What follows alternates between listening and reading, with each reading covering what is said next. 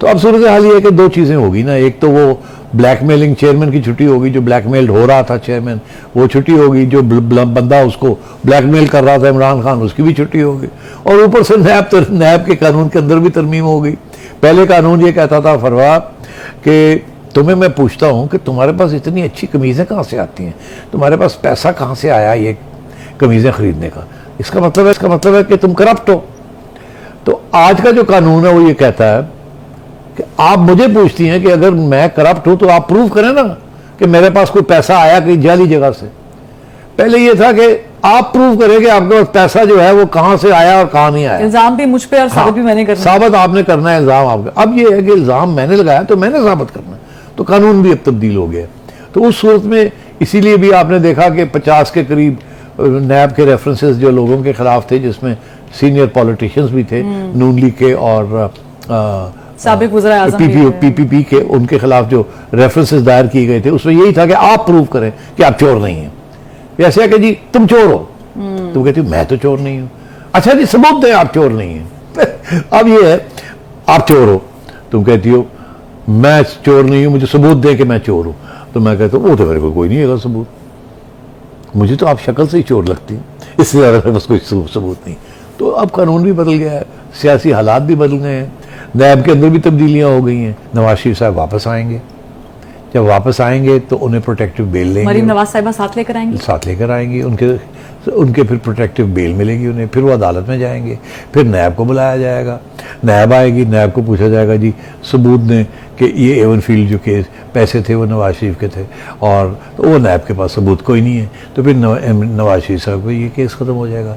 इसी तरीके के साथ वो जो दूसरा केस है नवाज शरीफ साहब का, अजीज़िया वाला, उसमें भी बड़ी दिलचस्प बात है। उससे नवाज शरीफ साहब को कहा कि ये जो स्टील मिल है सऊदी अरेबिया में, ये इसके पैसे कहाँ से आए आप बताएं। उन्हें कहा जी मैनू नहीं पता, मेरे प्यो नहीं हैगी सी, वो फौत हो गए थे, उन्होंने पूछो जाके तुसी, तो मैनू क्यों पूछते, मेरा तो कोई रोल ही नहीं है, अगर है तो दसो की है। और नहीं है किस तरह हो सकता, तो क्योंकि तुम्हारे वालिद साहब ने ये की थी और तुम उनके साहिबजादे हो तो तुम्हें पता होना चाहिए था, तुम्हारा भी उसमें हिस्सा था, और हमें नहीं पता चला वो पैसे वहाँ कैसे गए और क्या हुआ, तो इसलिए आपको भी हमने सजा दे दी। अब वो भी जाके वो भी सजा ख़त्म हो जाएगी। तो मियाँ साहब के खिलाफ अब 3 चीज़ें हैं। एक ये उनकी डिस्क्वालिफिकेशन इकामा वाली, कि जी आपने एक इनकम थी आपके पास और वो इनकम आपने ली नहीं, मगर फिर भी नहीं भी ली तो दिखानी चाहिए थी कि आपने आगे जाके लेनी है, तो उसके ऊपर उन्होंने मियाँ साहब को डिस्क्वालीफाई कर दिया कि तुम सादिक और अमीन नहीं हो। एक वो केस है, एक केस है अजीज़िया वाला स्टील मिल्स वाला, और एक केस है एवन फील्ड वाला। ये दो तो फारग हो जाएंगे अगले 3 महीने के अंदर अंदर, ये केसेस फारग है, मियाँ साहब वापस आ जाएंगे, फिर कन्विक्शन रहेगी वो वाली। मगर आप बड़ी इंटरेस्टिंग बात है तुम्हें बताऊं, क्या वो कन्विक्शन है डीम्ड इनकम वाली, कि जी एक इनकम थी जो आपको आनी थी मगर आपने वो इनकम डिक्लेयर नहीं की, वो आपका एक असासा था, इसी के ऊपर उनको अंदर किया था ना, डिस्क्वालीफाई किया।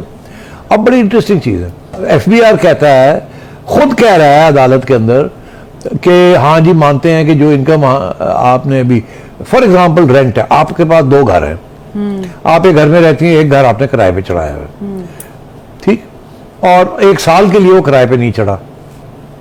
एफबीआर कहता है कि हमारा आपका ये घर है, ये खाली तो नहीं पड़ा हुआ, इसमें तो आपको रेंट आ रही होगी, तो हम समझते हैं कि इसकी रेंट जो है वो 2 लाख रुपए महीना है, तो साल की ये होगी 24 लाख।